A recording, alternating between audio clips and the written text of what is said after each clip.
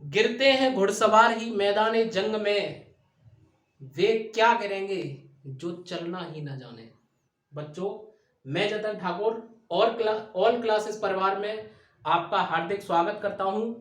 बच्चों, अक्सर देखा जाता है, सबसे पहले तो मैं आपको होली की हार्दिक बधाइयां देना चाहूँगा एडवांस में ही। ठीक है, ये मिलन का पर्व है, त्योहार है, सब मिलजुल कर इसको बनाते हैं। सदियों से हमारे भारतवर्ष में ये चला आ रहा है, रंगों का त्योहार है।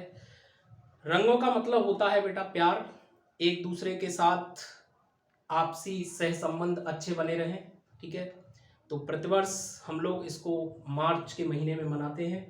तो आपको और आपके परिवार को ऑल क्लासेस परिवार की तरफ से होली की अनेकों ढेर सारी बधाइयाँ। बच्चों, अक्सर देखा जाता है कि हम लोग अपने जीवन में हिम्मत हारने लगते हैं।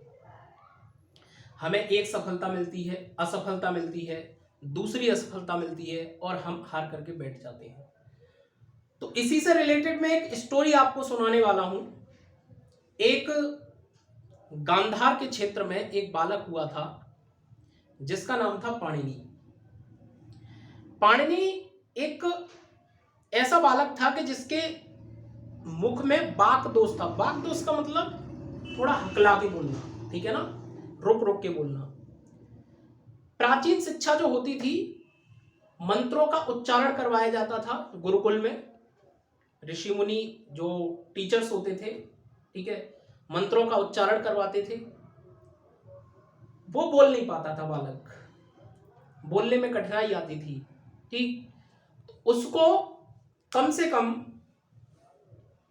36 प्रकार के गुरुकुल से निकाल दिया गया। लेकिन उसकी मां ने कहा कि तुझे अभी हिम्मत नहीं हारनी है, तू लगा रहे, एक दिन तुझे सफलता जरूर मिलेगी। आप यकीन नहीं मानेंगे, उस बालक ने 12 वर्षों तक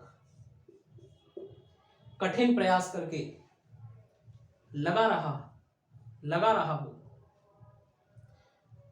उस पर बोला नहीं जाता था। बार बार उसने बोला, मंत्रों का उच्चारण करना शुरू किया और आप यकीन नहीं मानेंगे, 12 वर्षों के पश्चात उस बालक ने संस्कृत की वर्णमाला की रचना की, जिसे महेश्वर सूत्र बोला जाता है। क्या बोला जाता है? महेश्वर सूत्र। और ये महेश्वर सूत्र 14 प्रकार के उस बच्चे ने बताए और इन्हीं 14 प्रकार के महेश्वर सूत्रों से किसकी रचना हुई बेटा? संस्कृत की रचना हुई। और यही संस्कृत उन सभी गुरुकुल में पढ़ाई जाने लगी जिन 36 प्रकार के गुरुकुलों में से इसको निकाला गया था। तो देख सकते हैं आप बेटा, लगन, धैर्य और साहस बहुत ही महत्वपूर्ण चीजें हैं। धैर्य तो आपको जीवन में बनाकर ही रखना पड़ेगा, आपको हार नहीं माननी है। बस देख रहे हैं इसने क्या किया, मतलब अपनी मेहनत से क्या किया। जिन गुरुकुलों ने इसको निकाला था, उन गुरुकुलों में ही ये संस्कृत जो इसने रचना की थी, इस संस्कृत के ग्रंथ का नाम था अष्टाध्यायी। अब आप समझ रहे होंगे कि अष्टाध्यायी के रचयिता कौन थे। ये बालक वही था। क्या नाम था इसका? पाणिनि। यही पाणिनि, इसने अष्टाध्यायी की रचना की, जिसमें से संस्कृत निकली। संस्कृत का ग्रामर कहा जाता है इस अष्टाध्यायी को। ये सारे गुरुकुल पढ़ाने लगे, लोहा बनवा दिया इसने। तो बच्चों, आपको कभी भी हिम्मत नहीं हारनी है। तो बने रहिए हमारे साथ, हम एक एक करके सारे विषयों को लेकर आएंगे आपके सामने। अभी हमारी हिंदी की श्रृंखला चल रही है, हो सकता है कि अगले वीक से हमारी साइंस भी लॉन्च हो जाए।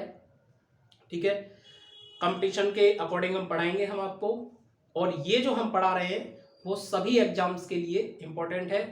धन्यवाद। जय हिंद, जय भारत।